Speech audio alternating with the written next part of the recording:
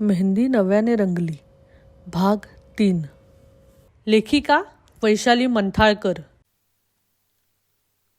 लताताई आणि प्रिया संध्याकाळचा स्वयंपाक करत होत्या. त्या तिला भाज्या चिरून देत होत्या.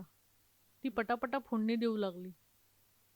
आई, मागच्या बिल्डिंगमधली माझी मैत्रीण आहे ना नेहा, मागच्या वर्षी तिचा नवरा ॲक्सिडेंटमध्ये गेला.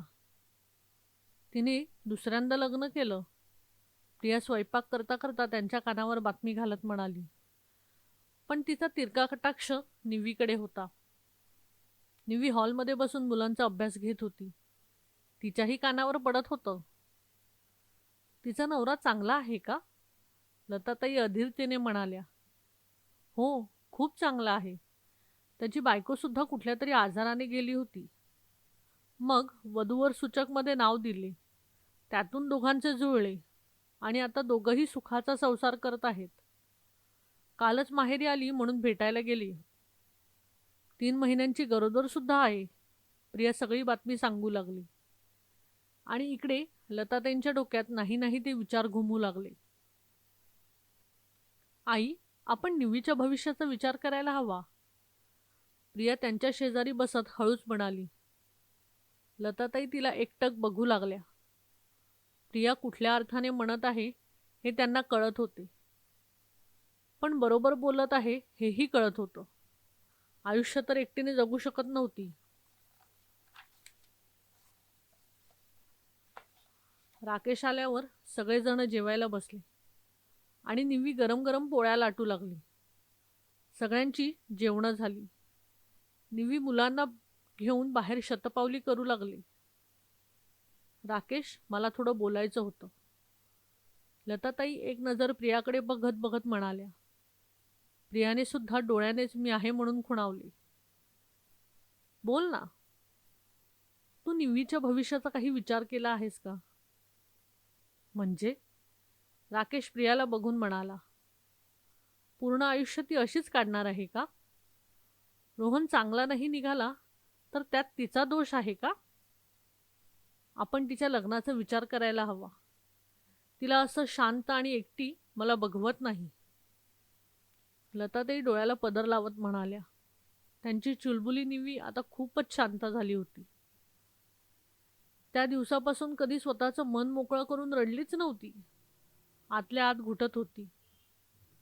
तरी त्या तिला इकडचा तिकडचा विषय काढत बोलतं करत होत्या. पण तिला एकटेपणाची सवय झाली होती. कुणाशी जास्त बोलायची इच्छा होत नव्हती. रुद्रमुळे का असेना ती स्वतःचं दुःख थोडं विसरून जात होती. दिवस काय मुलांमध्ये, घरच्यांमध्ये, कामांमध्ये निघून जात होता. पण रात्र तिला खायला उठत होती. रात्र रात्र डोळ्यातून आसवे गाळत असायची. सकाळी उठून तिची उशी ओली असायची. त्यावरूनच लताताईंना तिचं दुःख कळून यायचं. तिचं वय तरी काय होतं? निवीला जीवनसाथी तरी मिळेल जो तिला समजून घेणारा असेल. तिचाही संसार फुलेल. आपण तिचं नाव वधूवर सूचकमध्ये देऊ. पहिले तिला विचार. तिचं काय म्हणणं असेल? तिला दुसरं लग्न करायचं आहे का की नाही? सगळ्या गोष्टींची जोर जबरदस्ती नको. रोहनने तिला जसा धोका दिला तसे तिला ह्या गोष्टींवर विश्वास उरला नाही.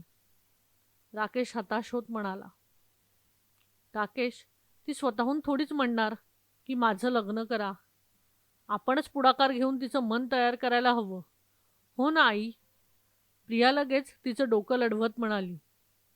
कधी एकदाची निवी या घरातून जाते असं झालं होतं. तिच्या मनात असलं असतं तर उद्याच कोणासोबत तरी लग्न लावून तिला घराच्या बाहेर हाकलून दिले असते.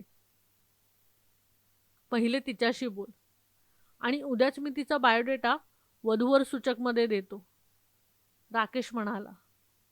लताताईंनी हात जोडून वर बघून देवाचे आभार मानले आणि तिच्यासाठी चांगला जीवनसाथी मिळू दे म्हणून प्रार्थना करू लागल्या. तर मंडळी, अशाच वेगवेगळ्या कथा ऐकण्यासाठी आणि त्याचे नवनवीन अपडेट मिळवण्यासाठी आपल्या चॅनलला लाईक करा, सबस्क्राईब करा आणि शेअर करा. तसंच बेल आयकॉन प्रेस करायला विसरू नका बरं का.